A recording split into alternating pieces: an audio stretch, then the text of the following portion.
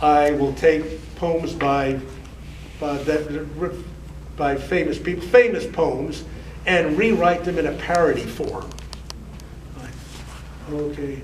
Who remembers the old poet from the Yukon, Robert W. Service? Dangerous Dan McGlow, and the cremation of Sam McGee. He's my favorite poet of all time. Excellent, and a fine one he was too. Okay, well, if you remember the cremation of Sam McGee, here is my Tidewater, Virginia version. They tell strange tales on the tourist trails of the folks who take vacations and the holiday hordes who tread the boards of colonial restorations. The summer sun's seen many odd ones, but the oddest one I knew was the night on a souse at an old ice house. I refrigerated Sam McGlow. Now Sam McGlow is from Buffalo, where the weather makes teeth chatter, and the summertime in a southern clime is quite a different matter. But he just sneered when I said I feared he couldn't take the heat. In one day's space, I'll tour the place. You think I'm that effete? We motored down to old Yorktown for Sam's first historic site. Though the day was young, it already stung with a leaping Fahrenheit. The local folks were chugging cokes and wisely stayed inside. But Sam just wheeled through Surrender Field. Then Williamsburg, he cried. Talk about hot. Like a cooking pot was the muggy, sluggish heat. You could poach a bear in the boiling air on Duke of Gloucester Street. Though Sam pressed on, his face turned wan, and his voice was growing tinny.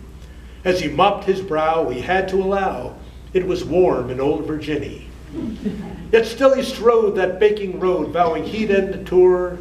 But I saw him drop near Tarpley's shop, and I had to find a cure. Got a frosty gin at the Hilton Inn, hoping it would bring revival. But Sam turned red and dropped his head, and I feared for his survival. With shaky grasp, my hand he clasped, and he said, I'm done for, Pappy. But having seen Virginia's green, I think I can die happy. And yet one thought leaves me distraught. In heat I'd hate to lay. I want your vow, somewhere, somehow, you'll refrigerate my clay.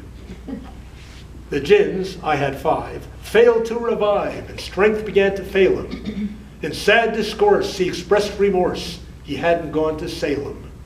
His mind did roam, and he raved of home, and his love of sleet and snow. And by the dusk, a silent husk, was poor old Sam McGlow. Now, a man's last prayer is a load to bear, and a mandatory mission. So I had to try and save that guy, despite my soused condition. Down Hampton Way, an ice house lay, and to that frigidity, I drove my truck and inside snuck and rested Sam McGee. I turned and ran down Kecoughtan, feeling sobered, weak, and clammy, then smoked a butt at a Pizza Hut when I thought of my friend Sammy. I guess he's icy now, should I see? I asked myself inside, and back did sneak to that ice boutique where I took a peep inside. And there sat Sam, happy as a clam, with frost wreath round his head. He had the ice piled high and nice, like a frozen waterbed. With a cheery roar, he said, shut the door, you perspiring Tidewater fool. Said Sam McGlow left Buffalo, it's the first time I've been cool. Perfect. All right, glad to have it. Robert W. Service. Yep. Okay. He was the last guy, or last poet, to have the national bestseller 2 years in a row, a book of poetry. 1919, 1920. Well. Confessions of a Red Cross Man. Okay. And if any of you are not familiar with Robert W. Service, you want to look him up and read his stuff.